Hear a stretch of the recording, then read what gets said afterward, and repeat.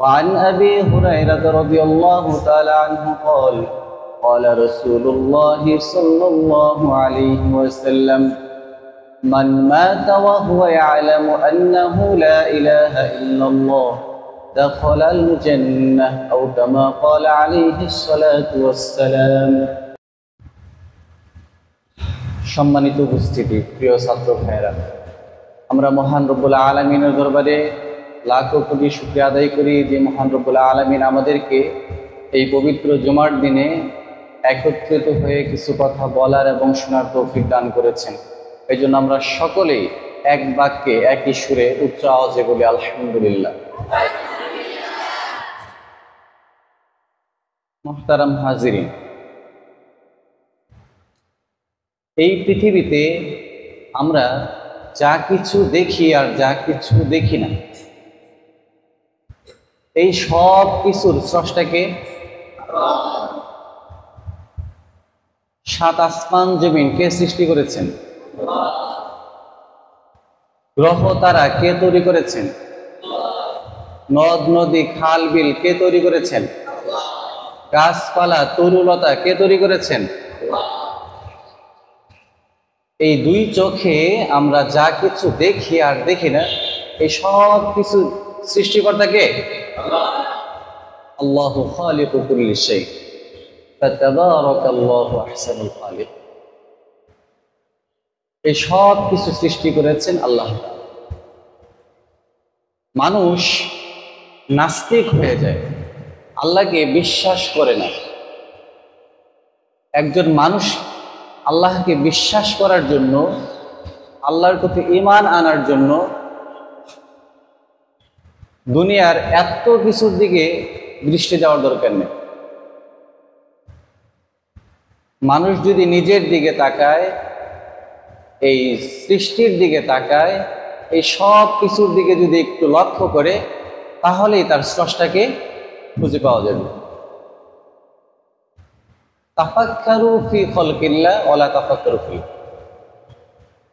আল্লাহর সৃষ্টিকে নিয়ে চিন্তা করার কথা বলা হয়েছে, আল্লাহকে নিয়ে নয়।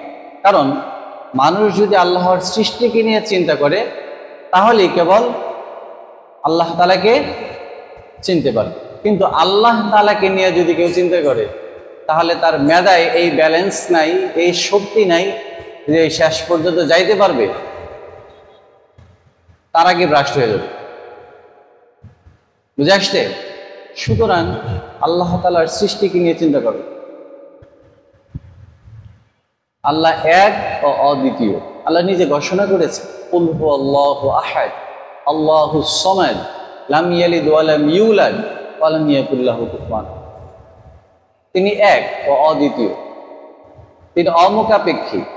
তাকে কেউ সৃষ্টি করেনি, তাকে কেউ জন্ম দেয়নি, তার থেকে কেউ জন্মগ্রহণ করেনি, তিনি কাউকে জন্ম দেন। তিনি দুনিয়ার কারো মতো নন, সাত আসমান জমিনের কারো মতো।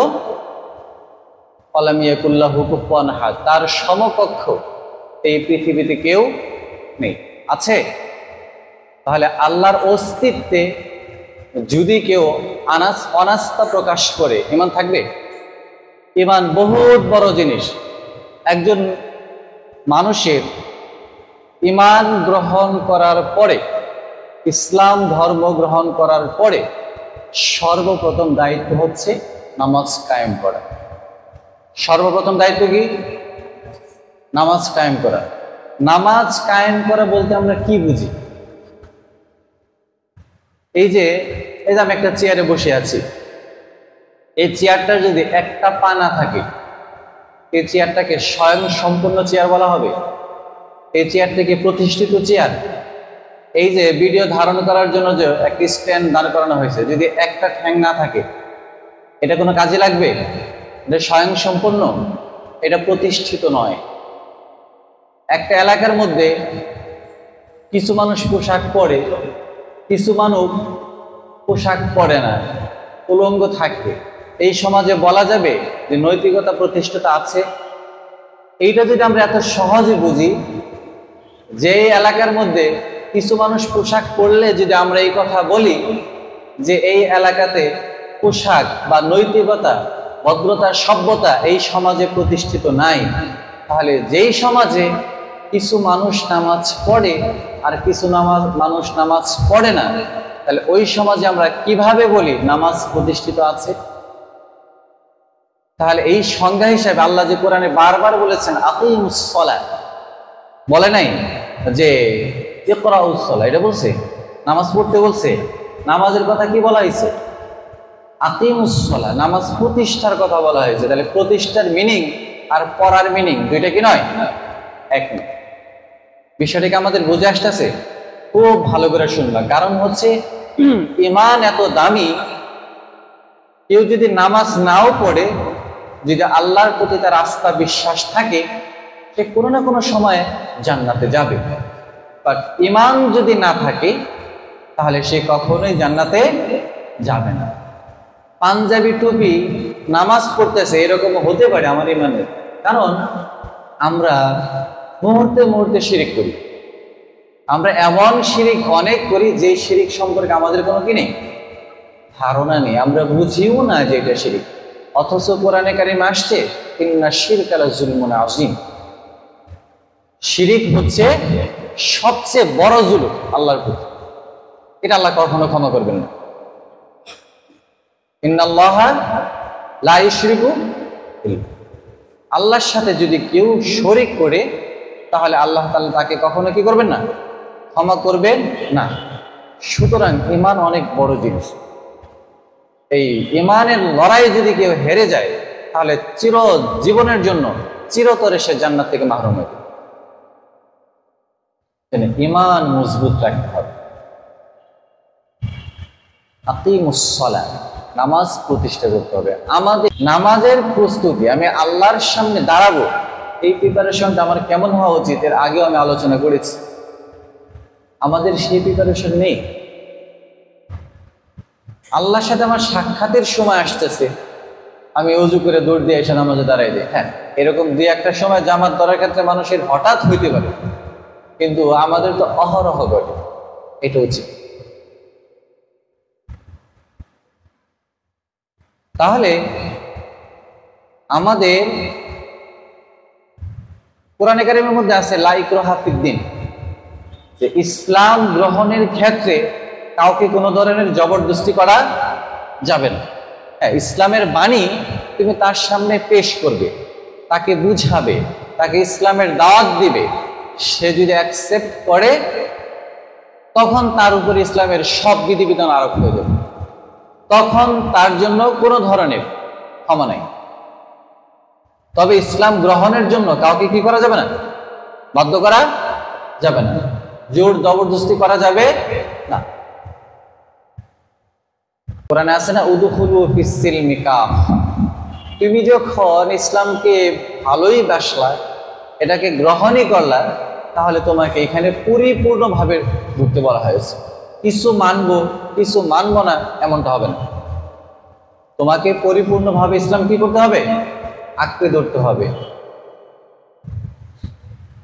এটার সাথে একদম মিশে যেতে হবে। সুতরাং আকিমুস সালাহ, এই বিষয়টিকে আমরা বুঝে আসছে কিনা। নামাজ প্রতিষ্ঠার, তাহলে এলাকার যদি একজন মানুষও নামাজ না পড়ে তাহলে আমরা বলতে পারবো না এই এলাকায় নামাজ প্রতিষ্ঠিত আছে, বলতে পারবো? কারণ এই চেয়ারের চারটা পায়ের মধ্যে একটা পায়ে না থাকলে যেমন চেয়ারটা স্বয়ং সম্পূর্ণ না, এটাকে আমরা ভালো চেয়ার বলতে পারবো না, ঠিক তেমনি কোনো গ্রামে, কোনো এলাকায়, কোনো সমাজে একজন মানুষও যদি বেনামাজি থাকে তাহলে আমাদের বুঝতে হবে এই এলাকায় এখনো নামাজ প্রতিষ্ঠিত হয়নি। যদি জুমার নামাজে মসজিদ ভরে যায় আর ফজরের নামাজে মসজিদে যদি প্রথম কাতারও না ভরে, এমন অনেক জায়গায় আছে শুধু ইমাম সাহেব আর মুয়াজ্জিন, আবার এমনও আছে শুধু মুয়াজ্জিন নিজেই ইমাম, নিজেই কি মুয়াজ্জিন, মুসল্লি নাই। সুতরাং এই সমাজে নামাজ প্রতিষ্ঠিত। তাহলে আমাদের শুরু শিখলে হবে না এই ক্ষেত্রগুলোতে কাজ করতে হবে? আমরা রাজি আছি কাজ করতে? হ্যাঁ, কে কে রাজি আছে হাত তুলে দেখেন। আমাদের সংগ্রাম শুরু হবে। অনেক মানুষের আইডিয়া আমরা মাদ্রাসাতে শুধু এই 12 বছর আজান আর ইকামত, এই 12 বছর পড়ালেখা করে কি শিখি? আযান আর ইকামত শিখি। তোমাদের কি মনে হয়? হ্যাঁ, তোমাদের কি মনে হয় আমরা কি আযান আর ইকামত শিখি? হ্যাঁ, আমার তো তাই মনে হয়। অনেক মানুষের মতো আমারও এটাই মনে হয় যে আমরা আযান আর ইকামত শিখি, কারণ আলেম হওয়ার পরে এই দুইটা ছাড়া তার কিছু পারি না। কথা বলে না। এখন তোমরাও কি এরকম মাওলানা হবা? যে 10 বছর পড়ালেখার পরে শুধু যোগ্যতা এতটুকু হইলো, একটা আযান দিতে পারো, তাও শুদ্ধ না, ইকামতটা চলে, যেহেতু কেউ নাই তোমার চেয়ে ভালো, এই জন্য তোমাকে দিয়ে চালায় নেওয়া যায়। অবশ্য তোমার চেয়ে ভালো থাকলে আবার তুমি বাদ হয়ে যাও।